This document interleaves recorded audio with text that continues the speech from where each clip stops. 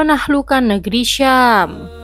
Wilayah Syam adalah koloni Romawi yang berbatasan langsung dengan Jazirah Arab di sebelah utara. Wilayah kekuasaan Romawi sangat luas. Negara ini merupakan negara adidaya kedua setelah Persia kala itu. Interaksi antara kaum muslimin dengan bangsa Romawi. Hubungan antara kaum muslimin dengan bangsa Romawi sudah terbangun sejak dini.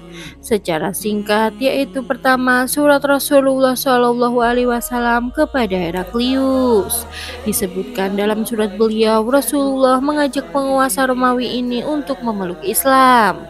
Jika Heraklius menerima, Rasul tetap mengakui kekuasaan atas wilayahnya.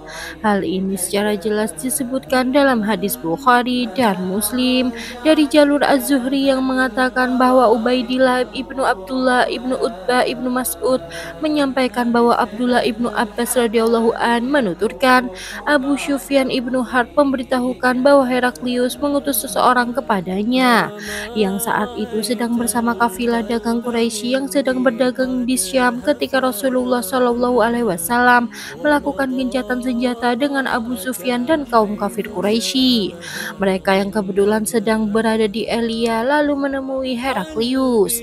Penguasa Romawi itu sengaja mengundang kafilah dagang itu untuk hadir di istananya.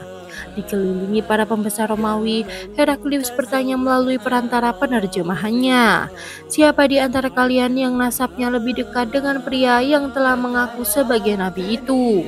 Abu Sufyan menjawab, "Aku orang yang nasabnya lebih dekat dengannya." Heraklius berkata, "Mendekatlah padaku."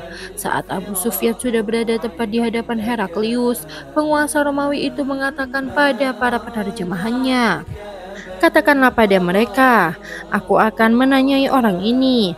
Kalau ia berbohong kepadaku, artinya mereka mendustakan nabi itu.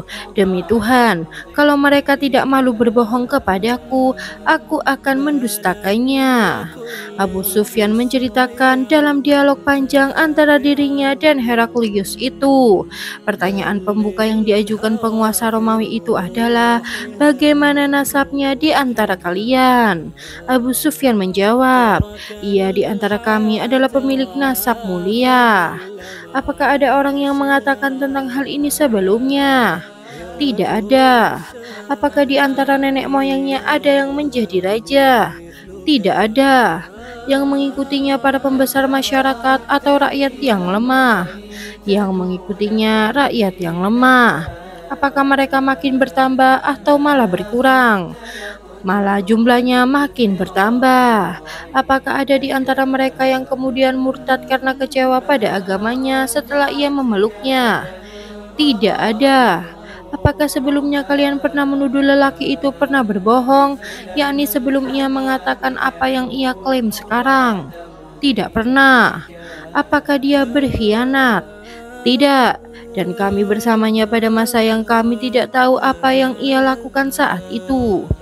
Abu Sufyan mengaku ia tak bisa memasukkan satu kalimat pun di sela-sela jawabannya pada Heraklius kecuali kalimat terakhir ini. "Apakah kalian memeranginya?" tanya Heraklius lagi. "Ya, bagaimana kalian memeranginya?" "Kemenangan atau kekalahan perang antara kami dan dia silih berganti. Terkadang ia menang, terkadang kami yang menang." "Apa yang ia perintahkan pada kalian?"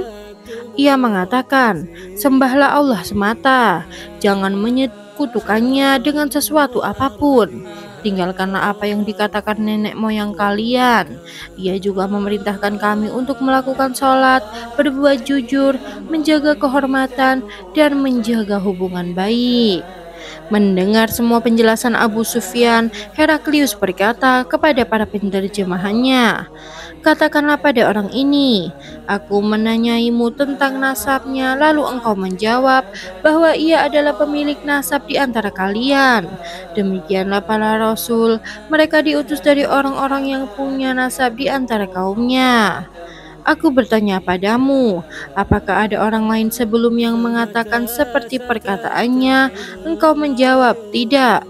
Aku katakan, seandainya ada orang yang mengatakan seperti apa yang ia katakan sebelumnya, aku pasti akan mengatakan, ia seorang lelaki yang meniru-niru ucapan yang telah dikatakan sebelumnya. Aku tanyakan padamu, apakah di antara nenek moyangnya ada yang menjadi raja? Kamu mengatakan tidak ada. Seandainya ia menjawab di antara nenek moyangnya ada yang menjadi raja, aku akan mengatakan, lelaki itu adalah orang yang meminta kekuasaan ayahnya. Aku tanyakan padamu, apakah kalian pernah menuduhnya berbohong sebelum ia mengatakan apa yang diajarkannya? Kamu menyebutkan tidak. Karena itulah aku tahu bahwa ia tidak pernah menebar kebohongan kepada manusia, apalagi kepada Tuhan. Aku tanyakan lagi kepadamu, yang mengikutinya para pembesar masyarakat atau rakyat lemah? Kamu menjawab, yang mengikutinya rakyat jelata. Memang benar, rakyat jelata itulah pengikut para rasul. Aku bertanya padamu, apakah jumlah mereka bertambah atau malah berkurang?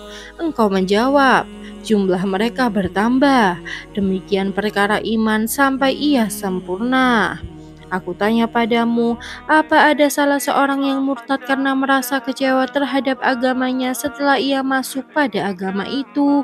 Engkau menjawab, tidak. Demikianlah iman, jika ia sudah menyatu dengan hati. Aku bertanya padamu, apakah ia berkhianat? Engkau menjawab, tidak. Demikianlah para rasul, mereka tidak pernah berkhianat. Aku bertanya padamu, apa yang ia perintahkan pada kalian? Engkau menyebutkan ia memerintahkan kalian untuk menyembah Allah dan tidak menyekutukannya dengan sesuatu pun. Ia juga melarang kalian menyembah berhala dan memerintahkan kalian melakukan sholat, berbuat jujur, dan menjaga kehormatan. Jika apa yang engkau katakan benar, maka tempat yang diinjak kedua kakiku ini akan membuatmu bosan. Aku belum menyangka sebelumnya bahwa ia adalah seorang lelaki dari kalangan kalian. Seandainya aku tahu bahwa aku akan sampai padanya, pasti aku akan memilih untuk bertemu dengannya. Seandainya aku berada di sisinya, pasti aku akan membasuh kakinya. Heraklius kemudian meminta surat yang dikirim Rasulullah Shallallahu Alaihi Wasallam yang dibawa Dihya kepada pembesar Basri. Surat itu lalu diberikan kepada Heraklius dan langsung ia baca. Surat itu berisi, dari Muhammad, hamba Allah dan Rasulnya, kepada Heraklius Raja Romawi, keselamatan terhadap orang yang mengikuti petunjuk. Amma ba'du, sesungguhnya aku mengajakmu dengan dakwah Islam. Masuklah Islam, niscaya engkau akan selamat dan Allah akan memberikan pahala padamu 2 kali lipat. Namun jika engkau berpaling, maka engkau akan menanggung dosa para arisin. Allah berfirman, katakanlah hai ahli kitab, marilah berpegang kepada suatu kalimat yang tidak ada perselisihan antara kami dan kamu, bahwa tidak kita sembah kecuali Allah dan tidak kita persekutukan Dia dengan sesuatu pun, dan tidak pula sebagian kita menjadikan sebagian yang lain sebagai ilah selain Allah. Jika mereka berpaling, maka katakanlah kepada mereka, saksikanlah bahwa kami adalah orang-orang yang berserah diri kepada Allah. Quran Surat Al-Imran ayat 64. Menurut Abu Sufyan, setelah Heraklius membaca surat dari Rasulullah, suasana pun berubah menjadi gaduh. Ia lalu menyuruh kami pergi dari hadapannya. Tutur Abu Sufyan, aku lantas katakan kepada teman-temanku bahwa anak pengembala domba akan menjadi orang besar dan ditakuti oleh penguasa orang-orang kulit putih. Aku pun menjadi yakin bahwa suatu saat nanti Muhammad akan menang dan akhirnya Allah memasukkan Islam ke dalam hatiku. Hadis riwayat Bukhari dan Muslim. Tidak hanya itu, interaksi kaum muslimin dengan bangsa Romawi juga terjadi di perang Mu'tah, lalu terjadi di perang Tabuk, lalu terjadi di ekspedisi pasukan Usama bin Zaid, dan di perang Yarmuk. Peristiwa ini terjadi pada bulan Safar tahun 13 Hijriah, di akhir masa hidup Abu Bakar As-Siddiq. Yarmuk adalah nama sebuah lembah di sebelah tenggara Syam. Setelah melihat wilayah timur ke arah Eufrat aman, Abu Bakar mengkonsentrasikan persiapan militer Islam ke Syam. Ia mengirimkan 5 divisi pasukan ke wilayah itu, yakni Abu Ubaidah ibnu Jarrah, sahabat yang dijuluki Amin Hazizi al-Ummah, orang yang terpercaya dari umat Islam. Ini dikirimkan ke Hims dan Humah. Yang kedua adalah Yazid ibnu Abi Sufyan dikirim ke Damaskus. Lalu yang ketiga Syurahbil ibnu Hasanah dikirim ke Yordania. Lalu Amr ibnu As dikirim ke Palestina.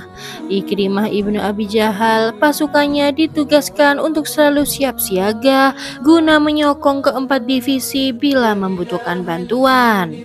Jumlah pasukan kaum muslimin itu 45.000 orang. Mereka bergerak dari Madinah pada awal tahun 13 Hijriah. Begitu kaum Romawi mendengar kabar tersebut, mereka mempersiapkan pasukan besar berjumlah 240.000 orang, dipimpin langsung oleh saudara Kaisar Romawi. Kedua kubu lalu memilih lembah Sungai Yarmuk sebagai medan perang. Saat kaum muslimin mengetahui jumlah besar pasukan Romawi itu, mereka menulis surat kepada Abu Bakar. Sebagai jawabannya, Khalifah menginstruksikan agar kelima divisi pasukan itu bergabung menjadi satu. Abu Bakar juga menulis surat kepada Khalid bin Walid, pemimpin pasukan di Irak, untuk segera mewakilkan kepemimpinan pasukannya di wilayah itu, lalu membawa sebagian pasukannya ke wilayah Syam, membantu pasukan kaum muslimin di sana. Setelah menunjuk wakilnya untuk Irak, Khalid segera bergerak menuju Syam. Ia tak pernah terhenti sama sekali dalam perjalanannya. Siang malam ia dan pasukannya terus berjalan hingga sampai di wilayah Syam pada bulan Rabiul Akhir. Kedatangan Khalid bin Walid dan pasukannya sudah dinilai cukup untuk memenuhi kekurangan yang sebelumnya dirasakan pasukan Islam di Syam. Pada awalnya mereka merasakan tidak ada orang yang bisa memimpin seluruh pasukan Islam itu. Khalid bin Walid berdiri dan berorasi di hadapan seluruh pasukan kaum muslimin. Sesungguhnya hari ini adalah hari-hari Allah. Tidak boleh ada permusuhan dan kesombongan.